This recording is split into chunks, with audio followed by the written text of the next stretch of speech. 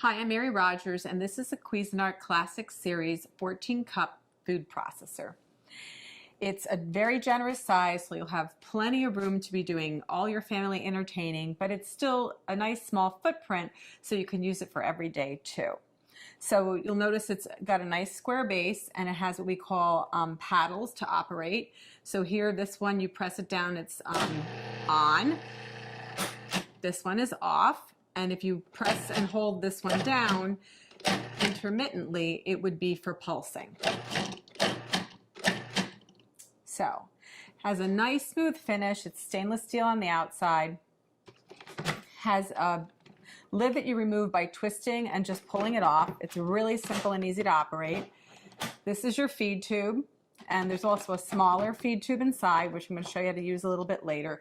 And you can actually drop things in through the feed tube like garlic, or we're going to do garlic and jalapeno, and you can actually have the machine running. And it's a very efficient way to chop up garlic and some other items. The other thing is that it's great if you want to add liquid very slowly. The small feed tube has a small hole in it, so if you want to make vinaigrette, you can just pour the oil directly into the small feed tube.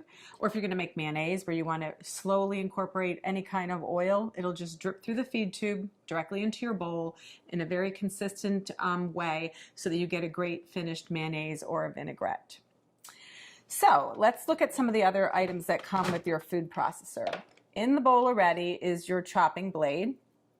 And we call this the S blade because it's shaped like a little bit like an S. And this is used for everything from chopping herbs and onions to pureeing, mixing, and also kneading doughs. And then the next thing is your stem. And the stem is attached to the bottom of your discs by lining up this arrow here with this one here. It's a little hard to see. And you just press this down and turn to lock it into place. And then what you would do is you hold your disc by the edges, and there's also a little icon up here. It's the same shape as the stem on the bottom, and if you line those two up, you can just slip it in really easily. So that's the shredding disc, and it's medium.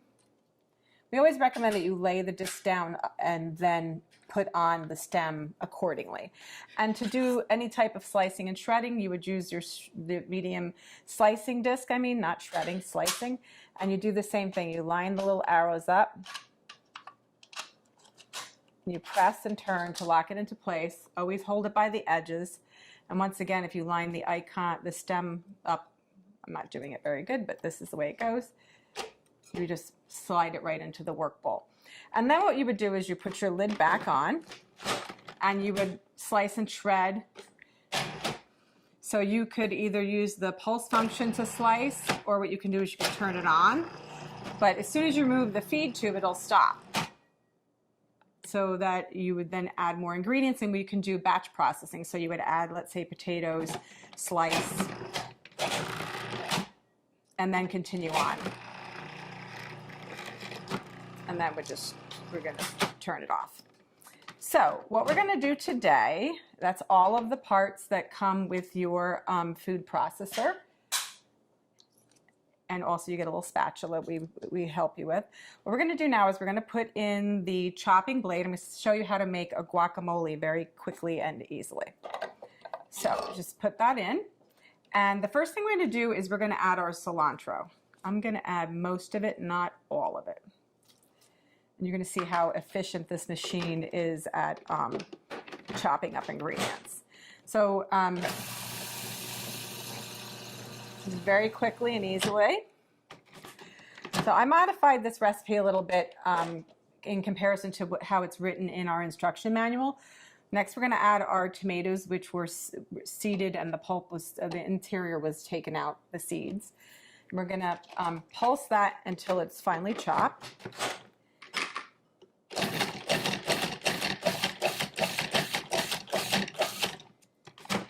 When you first start using a food processor, it's a good idea to actually use the pulse function because of the fact that you just want to get used to using it. You also want to get used to the consistency, and it gives you much greater control.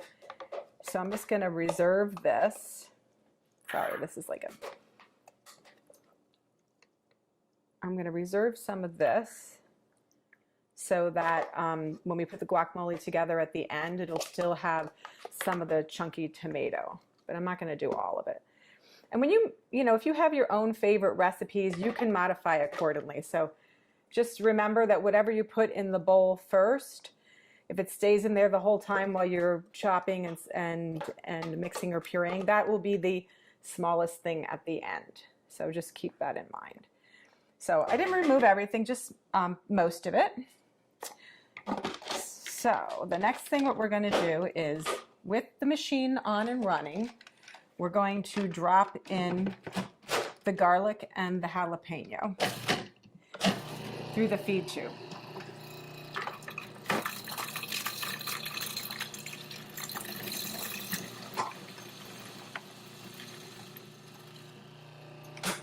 We're going to stop and just scrape down the bowl. And then we're going to move on and add our onions, our green onion. Whoops, sorry. So we have to add the green onion. Again, we're going to chop that until it's fine. And then we're going to add the majority of the rest of our ingredients. The first being our fresh avocados. So just do that by adding that like so. And the last of the ingredients, so of course lime juice. This helps keep your guacamole also very fresh looking and gives it lots of extra flavor. This is the salt, cumin,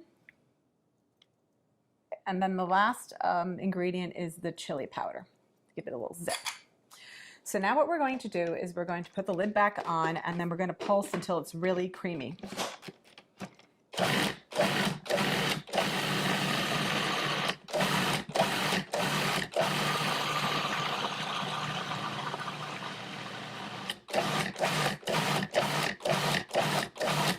Okay, and then what we're going to do is I'm just going to scrape it down one last time, and then I'm also going to add, because it still needs to be processed a little bit more.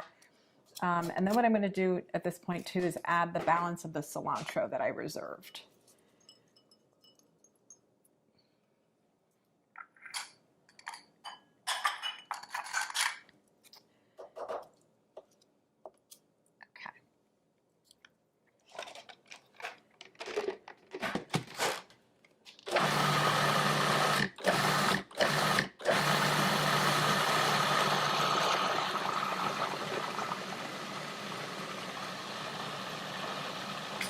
Okay, that looks like it's mixed really well because it's very creamy. I'll show you. It's nice and very, very creamy looking. So the last step is to add back in the tomatoes and the cilantro. And this is really just so that they don't become, when you're pureeing the guacamole, if it stays in there the whole time, you won't see the chunks of the tomato anymore. Let's just add that back in, and we're going to pulse until it's incorporated.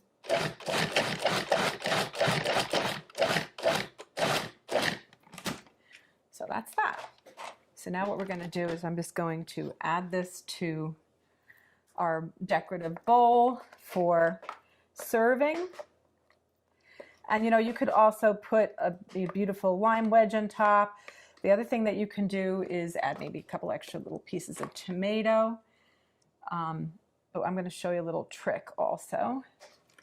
This is a really, really big batch of guacamole, so it's great if you're going to have a party. But the other thing too to remember is if you are going to be making this and then serving it like later, it's a good idea to put a couple of the pits in with the guacamole in the meantime, because this actually helps it, along with the lime juice, from turning brown on you. So you want to just cover this up. You can put it in the fridge if you want, or you can eat it right away. The other thing I want to mention too is there's so many great things that you can use your food processor for, not just guacamole, but you can make pizza dough or pasta dough. You can also make cookies. You can make all kinds of things like chicken salads and vinaigrettes. It's a lot of fun to use. It's really simple to operate. And the best thing about it is all the removable parts are dishwasher safe.